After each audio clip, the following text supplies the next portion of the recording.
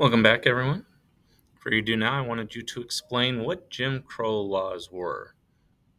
And this is a few sentences where you're trying to teach me and give me an example. Jim Crow laws are racist laws used to target African Americans, to take away their rights to vote, to segregate them, to oppress them, all these things. They're very harmful racist laws. An example might be separate drinking fountains, separate schools. It might be the poll tax and the literacy test to prevent them from voting. So, Jim Crow laws, the Jim Crow era is what we call sort of the late 1890s through the 1950s, where African Americans technically had all their rights, but there were a lot of tricky laws that came and undercut them and brought them down and oppressed them. When we call these Jim Crow laws. Today, we're going to focus mostly on the segregation aspect of Jim Crow laws. This is because when the civil rights movement gets started in the 50s and extends in the 60s, the main area they're going to be fighting is to end segregation. And that's going to open the door to ending a lot of these different Jim Crow laws and these racist aspects of the United States. So, reminder, what is segregation? Well, segregation is when you separate people based on their race.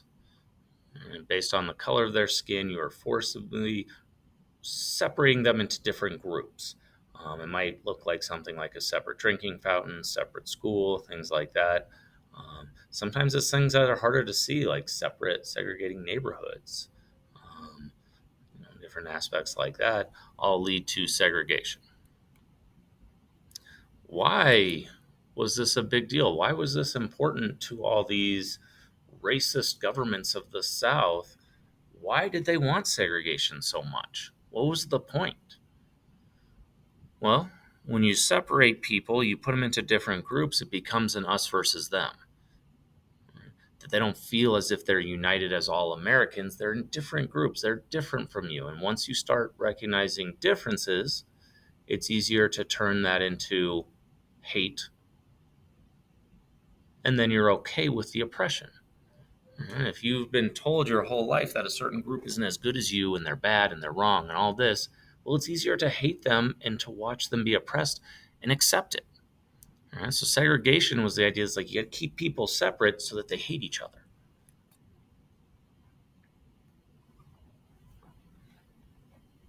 All right, and what's the impact on this? Well, when they were separate, they definitely didn't get equal treatment. Right? African American schools were much worse. Their drinking fountains, bathrooms, much worse. And this has a very negative impact on people. Besides the hate, it reinforces this idea that whites are better. It reinforces white supremacy and racism and discrimination. Whites believe it more, but so did African Americans. If you're in a system like segregation, you start to believe the racism and the lies, and you accept it easier. We're going to look at four aspects of segregation. The first is going to be in education. In many of these southern states, there were separate schools for whites and then non-whites. This was true in elementary schools, high schools, colleges, even in the military. Throughout World War II, the U.S. military was segregated. You did not see whites and blacks working together. And with most forms of segregation, the white school is going to be very successful, have access to lots of wealth, lots of money, lots of different things, where the African American school is going to be struggling in poverty. A lot of times you'd have multiple classes in one room. You'd have 6-year-olds and 20-year-olds in the same class. And it's hard to teach in places like that. And once you take away someone's education, you take away a lot of their ability to fight back. Next, we got transportation. Here's an example of a bus. The front section of the bus would be for whites only. The back would be for non-whites. But as the bus filled up, even those seats in the back you were expected to give up your seat to a white person. And this was only in buses. This was in trains, cabs, any form of transportation. And this is a big deal because, again, you take away someone's freedom of movement, you really control a lot about them and what they can do and where they can go. Right? Being told you can't go somewhere, you can't do something, really restricts your power. Next, we have public services, which is include lots of things like drinking fountains, bathrooms, um, different areas like restaurants. There were stores, like department stores, like a Target or Walmart, would often have restaurants in them. And you weren't allowed, if you were African American, you weren't allowed to sit down at these restaurants. All right, so there's a lot of different aspects of life. All aspects of life were segregated. And last, voting, as we talked about yesterday. Here's an example. To be able to vote as an African American was very difficult. Even though you had all the rights, you had to jump through all these hoops. It was very difficult. They would purposely, even when you fulfilled all those requirements, they would still try to slow you down. So here's an example of a voting booth purposely slowed down to make African Americans wait so long that they would give up or that the time would run out and they weren't able to vote. Right? So there's a lot of aspects to try and keep them away from being able to vote.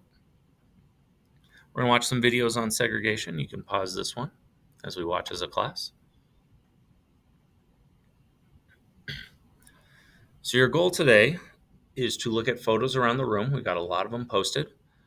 You need to find a photo that deals with education, one that deals with voting, one that deals with transportation, and one that deals with family or public services. Your goal is to describe what that picture is showing you and then explain how it restricts freedoms of African Americans. So those are both level 2 questions. Those should both take a few sentences to respond to. If you have any questions, you need any help, let me know.